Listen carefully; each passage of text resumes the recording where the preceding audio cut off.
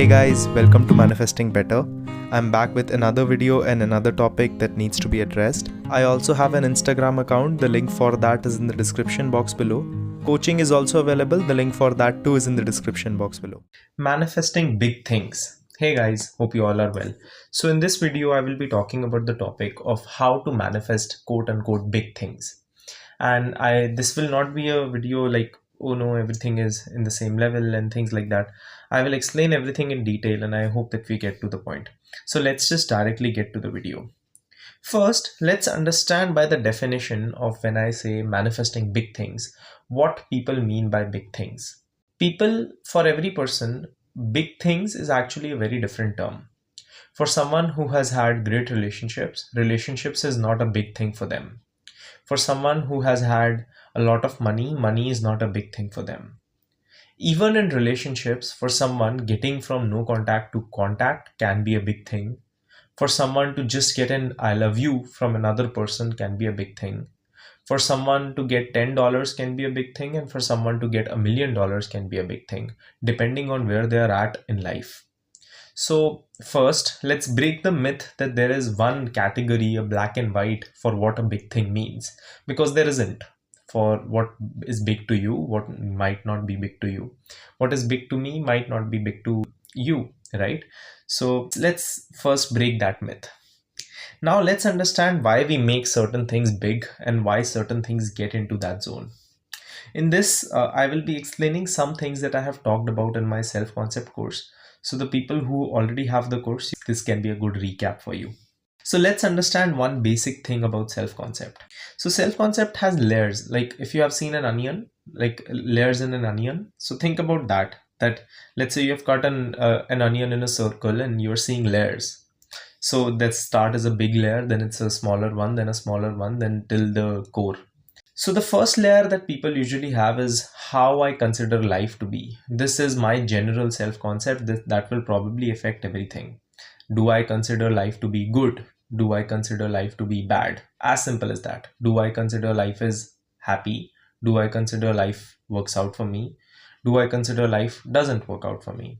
If you are someone who has a trouble in the general and the first layer, what probably will happen is that moving forward, most manifestations that you will want to get will be considered big for you because your general beliefs are not on point. And because your general beliefs are not on point, you will consider most manifestations out of your reach. Because you will consider most manifestations out of your reach, you will also probably have like these are people who will have lists of things that they want to manifest. I have 20 things that I want in my life. The probability is these out of these 20 things, 15 are things that other people who have a good general self-concept usually have anyway. But for these people, because their general self-concept is not good, they have to focus on these things and they want to receive these things as manifestations too.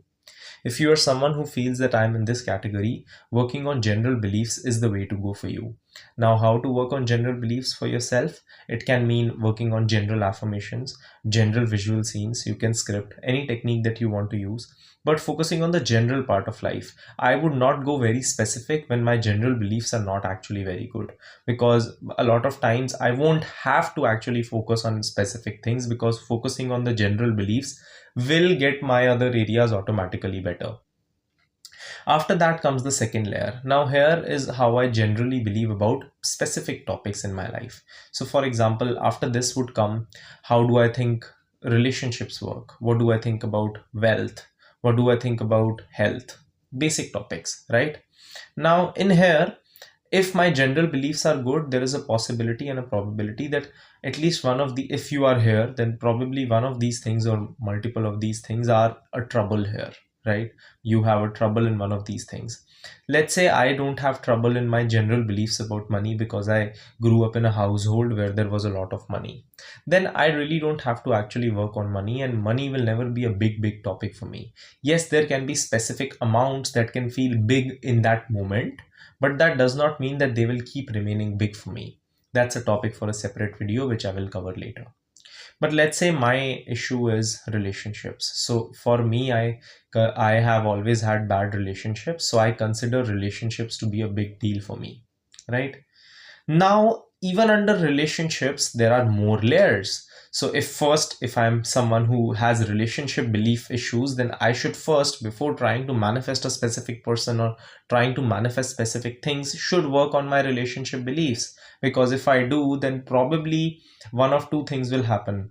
Either I will stop considering relationships as a big deal, which means it will help my manifestation, or my manifestation will come by itself, which again is helping my manifestation. Then comes the topic of going more specific. So even in relationships, the next layer can be, do I consider relationships to be good romantically? How do I consider my family relationships? How do I consider relationship with my friends? Things in that regard. Again, if my issue is in most relationships, then the probability is I need to work on my general beliefs and relationship beliefs. If my issue is more about specific relationships, let's say my romantic relationships are an issue but friendships are great, then I just need to work on my issues in relation to romantic relationships, right? Then there comes the last layer, and here, if I am someone who has had great relationships but I suffer in one relationship and I'm having trouble in that, then that is my one specific belief which I need to actually focus on separately, which means that all other areas of my life are going great. I'm not as obsessed, and the probability is that if you're watching this video, you are not in this place, because if you would be, you wouldn't be considering that one relationship big, right? So some part of it needs to be addressed, and some part of the general or the regular relationship beliefs needs to be worked on. Now, how we actually work on these things and why we make them big.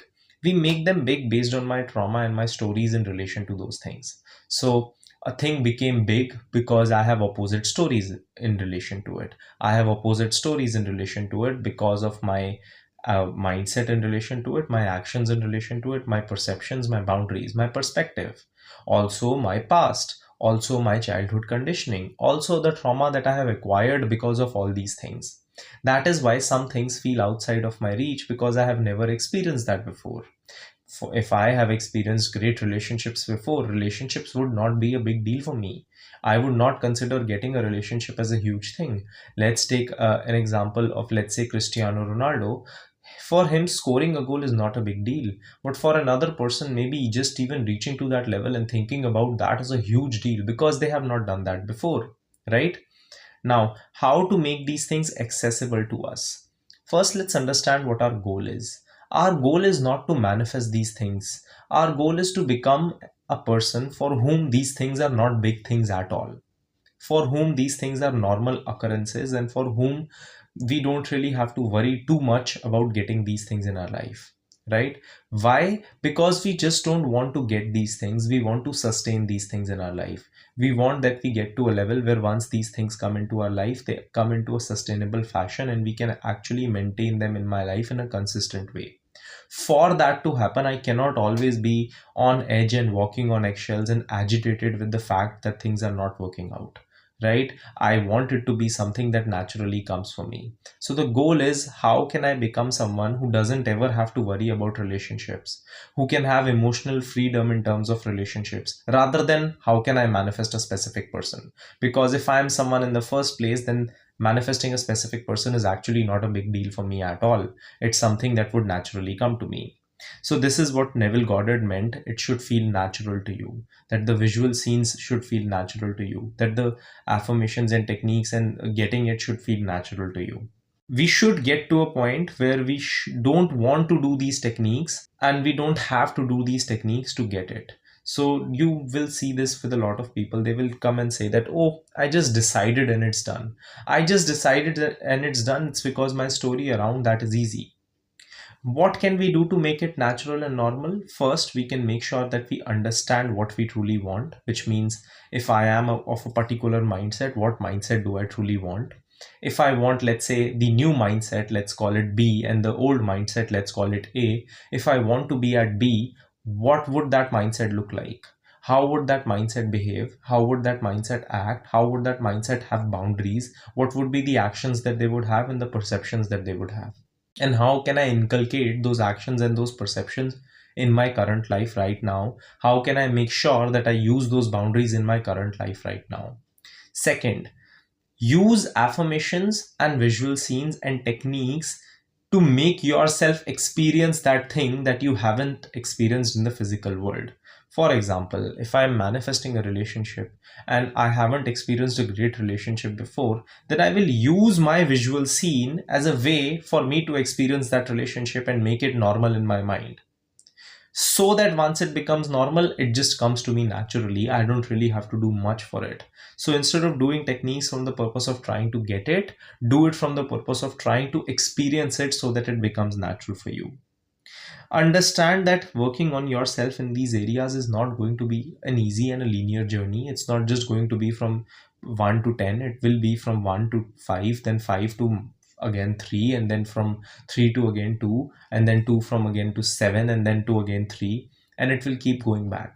But just understand, you will never go back to 1, because you're always growing. From the point that you're starting, you're always growing, right?